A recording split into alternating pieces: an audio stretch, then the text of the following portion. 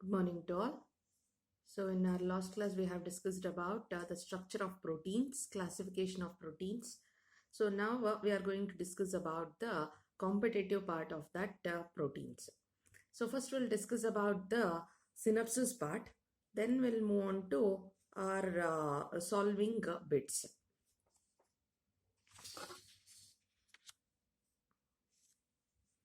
So synopsis part.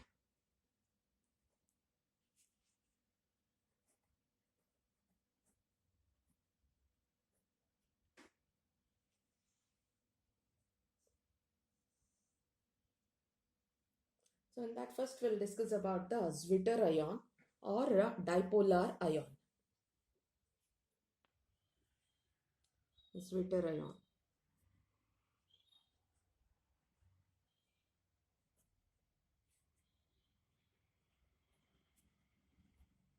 Or dipolar ion.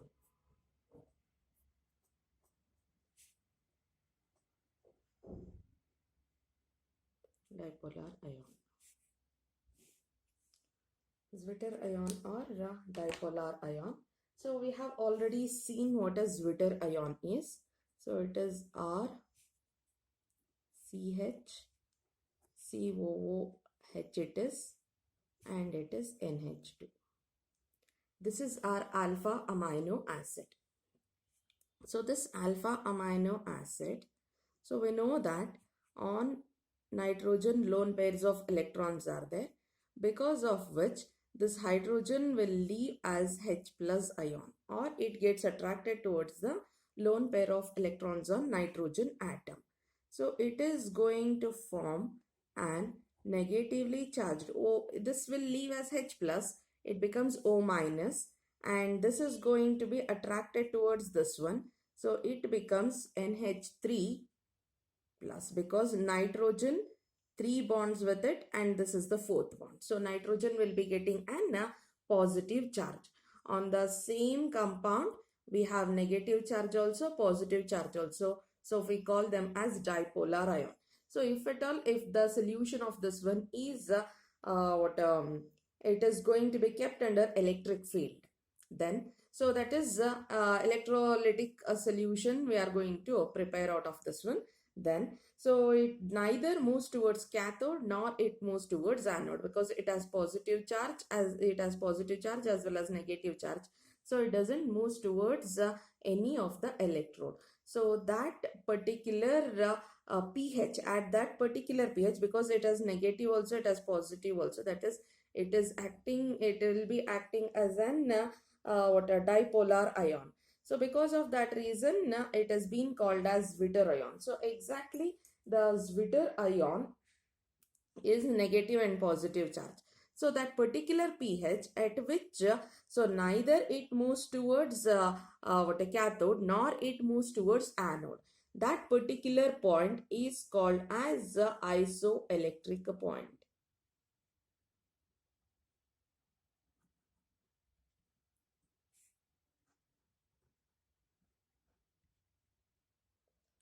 That is called as isoelectric point. So that is the pH at which Zwitter ion does not move or migrate in electric field.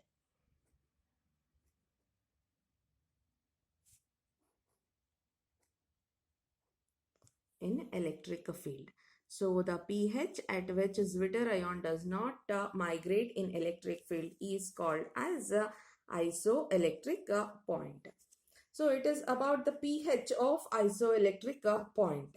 So we can indicate that pH of isoelectric point like this. pH of isoelectric point. So that can be calculated by using pKa 1 plus pKa 2 divided by 2.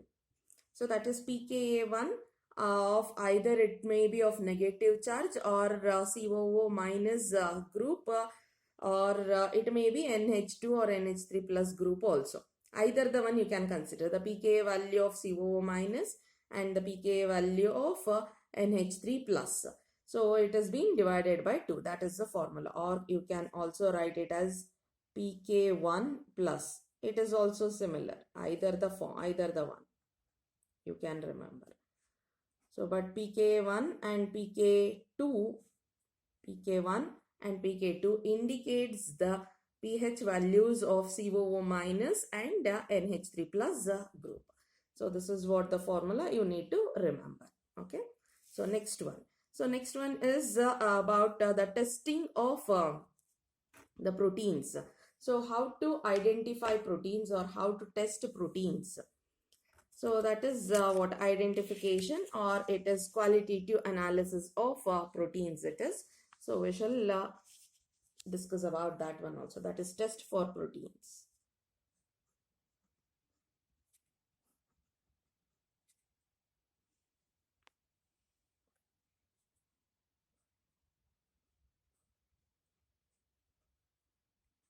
Test for proteins. We have 4 different tests we have. So that is biuret test, xanthoprotic test, and Million's test, Ninhydrin's test. Ninhydrin's test, in short, we have already discussed. So we'll discuss now about the remaining things, and we shall recall or revise what Ninhydrin test also. So the first one is biuret test.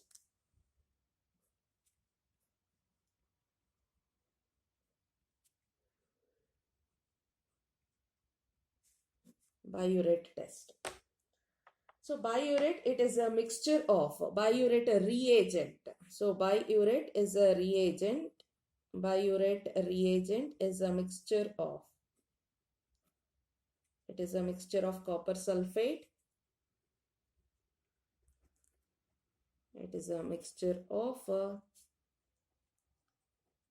copper sulfate and sodium hydroxide.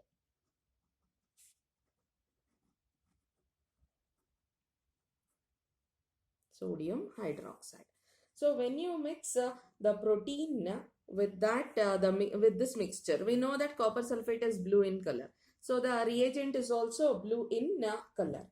But when you add this one to proteins, so if at all if protein is present in our sample, then it will turn to what a violet color. It is going to be change its color to violet.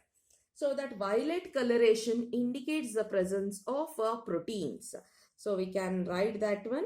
So what this is this biuret reagent. It is blue in color. Blue color it is. Blue color.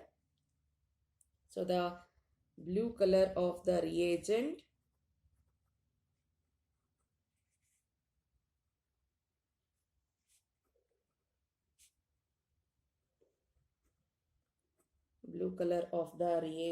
turns violet. Turns violet in the presence of proteins.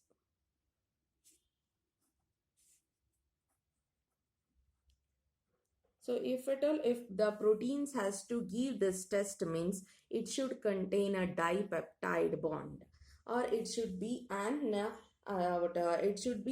at least 2 peptide bonds, not dipeptide. It should be an at least 2 peptide bonds should be there. So 2 peptide bonds means, so it should be an tripeptide. So that is what 2 peptide bonds indicates. So what is tripeptide? So tripeptide means 3 amino acids.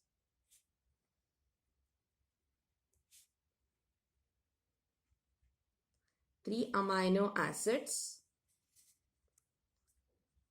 linked together one another. Linked with one another through peptide bond. through peptide bond. But 3 amino acids if it is present, 3 amino acids if it is present, then so how it is this is 1 amino acid, this is 1, this is 1. So all these are linked with one another through an peptide bond. But how many peptide bonds we have? We have only 2 peptide bonds seen here. So if it is consisting of 2 peptide bonds, then it will show a biuret test. But if it is less than 2 peptide bonds, then it is not going to show. That means that dipeptide doesn't shows the test. Dipeptide does not give this test. Dipeptide means what? Dipeptide means 2 amino acid. So those 2 amino acid will be bonded to one another through one peptide bond or one peptide linkage. So if it has one peptide linkage, then it is not going to show the biuret test. Dipeptide doesn't gives the test. So it is very, very important.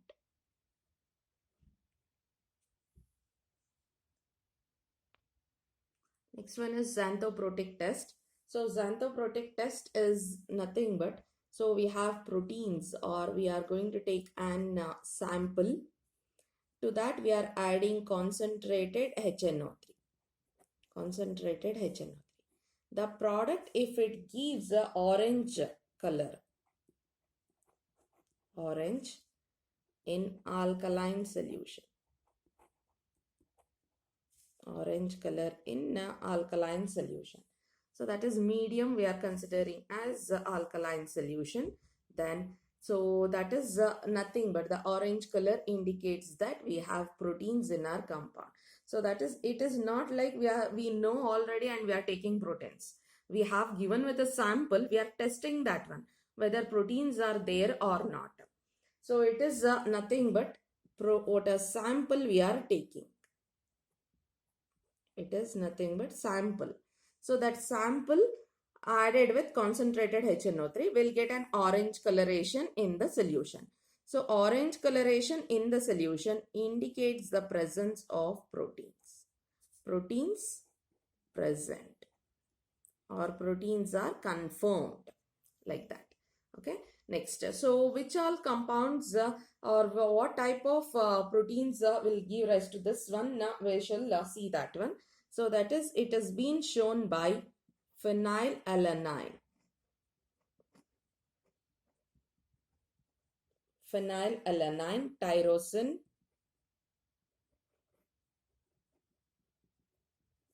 and tryptophan.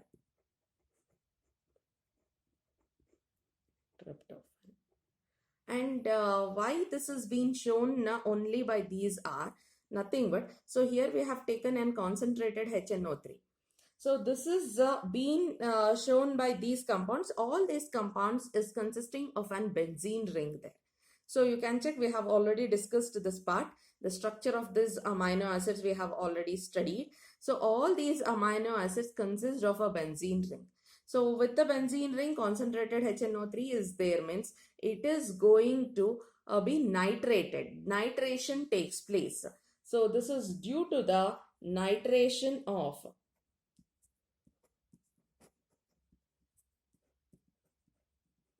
this orange coloration, or this positive test of the xanthoprotic is due to the nitration of benzene in phenylalanine, tyrosine, tryptophan. It has not been shown by other amino acids which doesn't has benzene ring. Okay, so only xanthoprotic is for phenylalanine, tyrosine, and tryptophan. Since they are proteins, so we can say that xanthoprotic test is also for proteins. Okay, so we'll move on to the next one. Million's test it is. So the reagent we shall see. Million's reagent, it is a mixture of HgNO3 twice plus HNO3 plus small amount of, or we can say traces of HNO2. Small amount of HNO2 is being added. So here we have taken a sample and we are adding millions reagent we have added. So it is going to give rise to an white PPT, white precipitate. So if at all, if you are going to heat that one, so the color of the precipitate is going to change, that it becomes a red precipitate. So this white precipitate or on heating changing a red precipitate indicates the presence of proteins. So this is going to indicate, so proteins are present. Proteins present or proteins confirmed. Proteins confirmed in the sample. Okay. So now, this millions reagent is this one. Millions reagent is HgNO3 twice. So a small amount of HNO2 along with that HNO3 is being added to it. So in this, which is going to show the test. So here why this white precipitate, when it is heated, it has been converted as red precipitate is. So this test is mainly shown by an phenol. This is the test for phenol it is. So this is a characteristic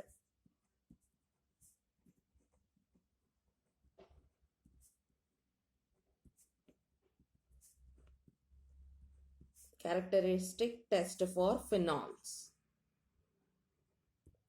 So in case of the proteins containing tyrosine.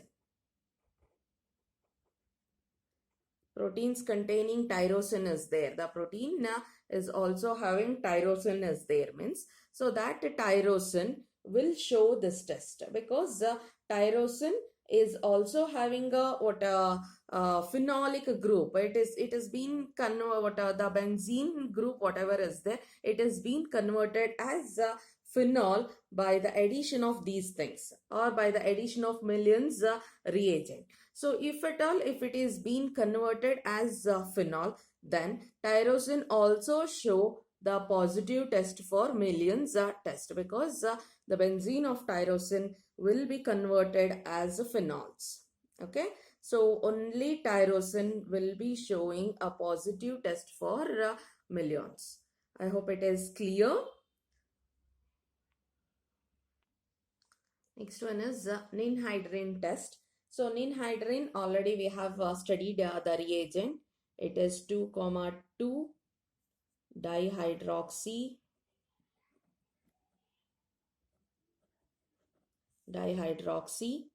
indane 1,3 dione. This is the ninhydrin reagent. This is the ninhydrin reagent. So if at all, if you are taking a sample and you are adding a ninhydrin reagent to it, then it will give rise to a product which may be red, blue or purple in color. Then it indicates the presence of proteins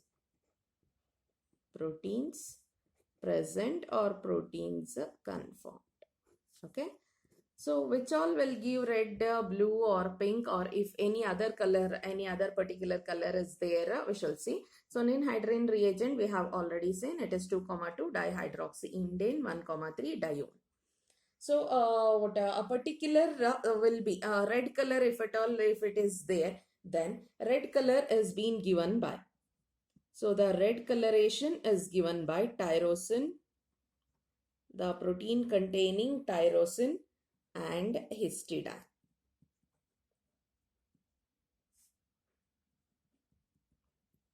In alkaline solution. If protein has tyrosine or histidine in alkaline solution, then the product after addition of ninhydrin reagent will get a red coloration.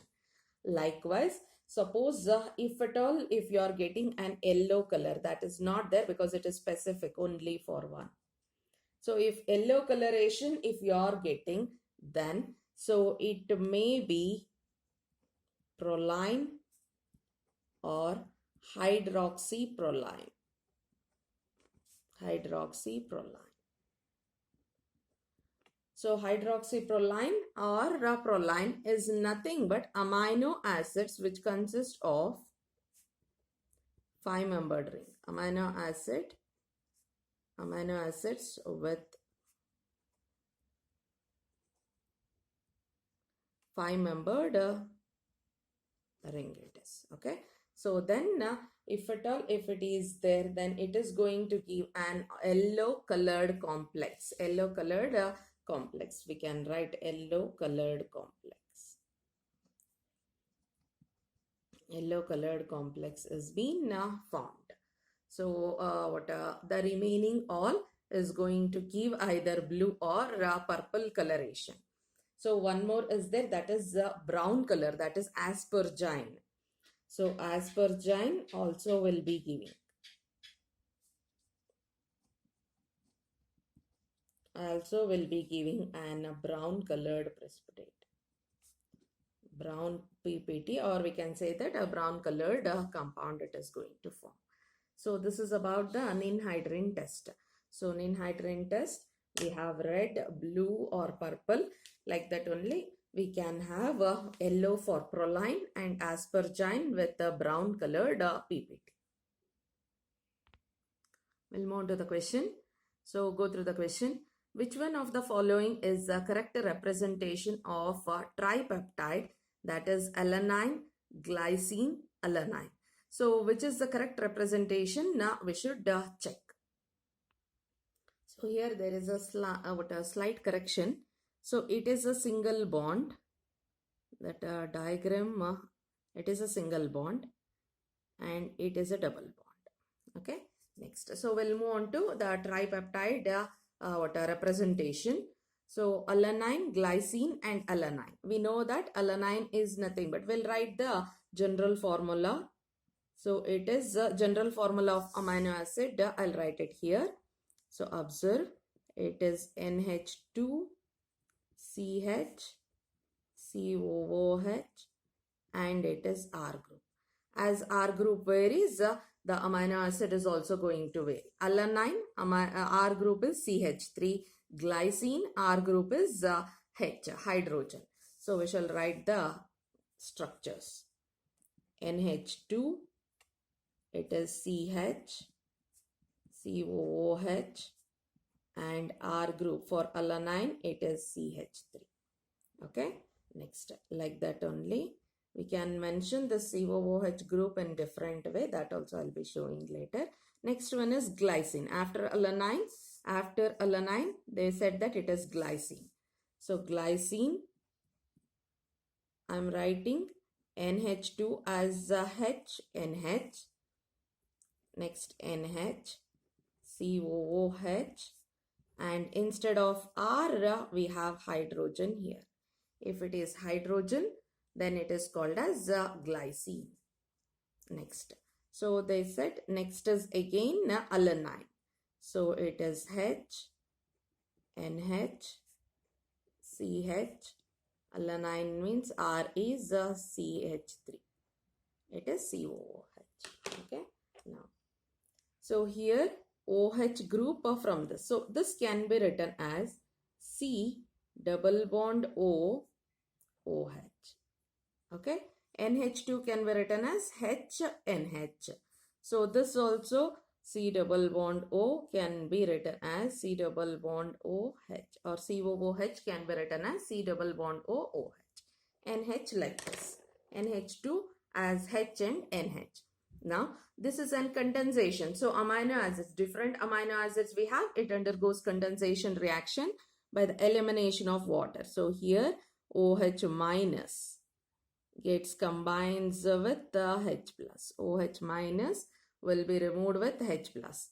Here also same thing. OH minus is getting liberated with the H plus. It is getting liberated with the H plus.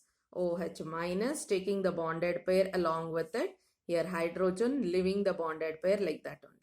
So that means that, so hydrogen will be leaving as H plus ion and OH will be leaving as OH minus.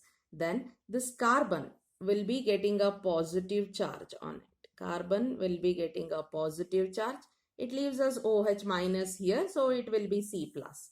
If it is H plus, then it is NH minus it is. Okay. Likewise here also it is C plus and NH minus it is. That means that C plus combines with the NH minus. So we'll write the product.